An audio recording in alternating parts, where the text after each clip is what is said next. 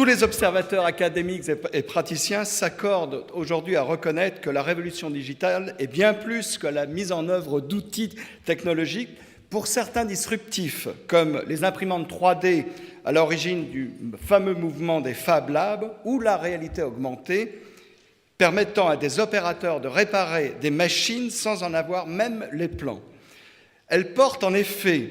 en elle la remise en cause des fondements du travail et de l'organisation, qui ont fait le succès de l'entreprise depuis plus d'un siècle. Sur le plan du travail, tout d'abord, la révolution digitale est susceptible de le rendre plus virtuel, plus connecté et plus nomade, avec la banalisation de l'usage des smartphones depuis une dizaine d'années. Plus instantané et plus flexible, permettant à l'entreprise de devenir plus agile,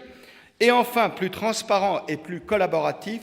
avec la généralisation de la mise en œuvre d'outils tels que les réseaux sociaux d'entreprise, que vous avez mentionnés. Sur le plan de l'organisation, ensuite, la révolution digitale est susceptible de détruire les silos qui caractérisent trop souvent l'entreprise, de casser les hiérarchies en renversant les structures traditionnelles de pouvoir et de savoir, et de briser les frontières temporelles et géographiques de l'entreprise en réduisant considérablement les coûts de transaction. Mais tous ces effets, pour la plupart très positifs, de la révolution digitale ne cachent-ils pas des zones d'ombre largement occultées par ces ardents défenseurs ? Comment ne pas reconnaître, par exemple, les risques de précarisation et de retaylorisation du travail avec le développement des fameuses plateformes offrant des services aux particuliers, c'est-à-dire à nous-mêmes, et aux entreprises ? De même, l'organisation digitalisée n'est-elle pas source de tensions nouvelles dans la mesure où l'innovation technologique, dans un certain nombre de cas, prend assez peu en compte le système social qu'est l'entreprise, oubliant ainsi les principes fondateurs d'une vieille école de management, l'école sociotechnique.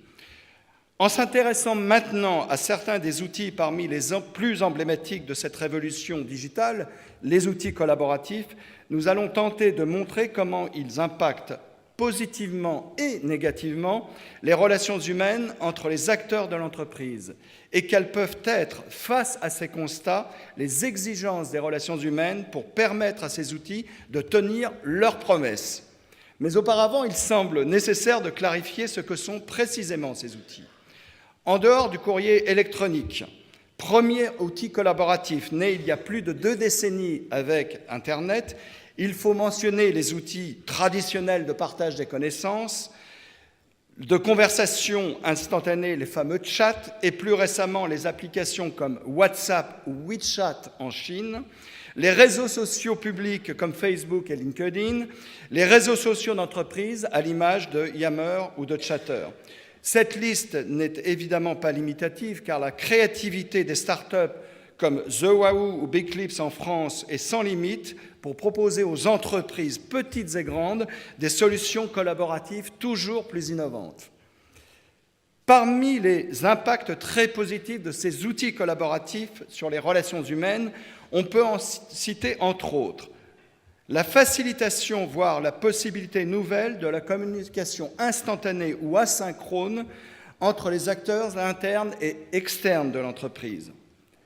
la création de communautés de travail ou d'intérêt partagées en dehors des structures traditionnelles, traduisant ainsi dans la réalité l'organisation informelle mise en œuvre par de nombreux chercheurs depuis les travaux d'Alton Mayo, qui a été quand même le père des relations humaines.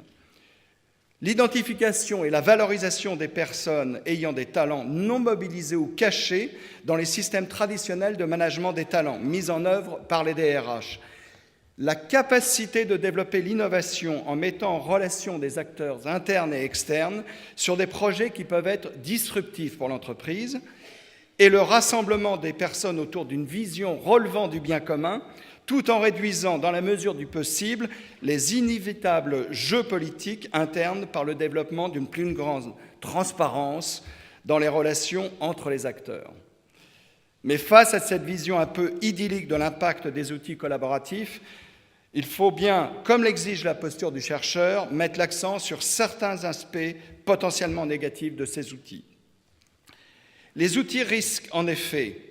de mettre en difficulté des personnes ou des groupes qui ne sont pas disposés, pour des raisons légitimes, à collaborer et conduisant ainsi à une nouvelle forme de fracture numérique, de transformer la transparence attendue des échanges en une injonction à tout révéler, ce qui peut être en définitive nuisible au fonctionnement harmonieux de l'entreprise, de faire émerger des nouveaux jeux de pouvoir, comme vous le disiez, entre des acteurs sachant, pour certains d'entre eux, beaucoup mieux gérer leur e-réputation, notamment par leur niveau de centralité dans les réseaux collaboratifs, et de créer les nouveaux clans avec l'apparition de communautés hors du contrôle de l'entreprise et pouvant résulter dans des situations de communautarisme très éloignées de la notion de bien commun. À la suite de ces constats, quelles peuvent être alors les exigences sur le plan des relations humaines pour assurer le succès de la mise en œuvre des outils collaboratifs? On peut en citer 5, sans exclure d'autres qui seraient plus spécifiques du contexte de chaque entreprise. Le premier, toujours considérer que la technologie n'est qu'une condition nécessaire, mais jamais suffisante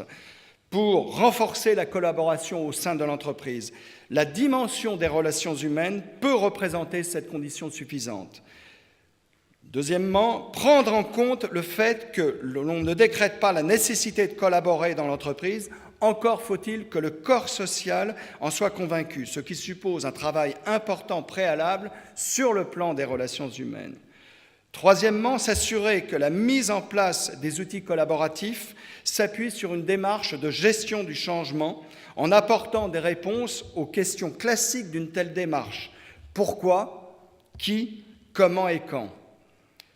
Quatrièmement, montrer par l'exemplarité du comportement des dirigeants que la collaboration est pratiquée au plus haut niveau de l'entreprise. Cinquièmement, renforcer les pratiques collaboratives entre les acteurs par des dispositifs RH cohérents sur le plan du recrutement, de la formation, de l'évaluation, de la rémunération ou des carrières.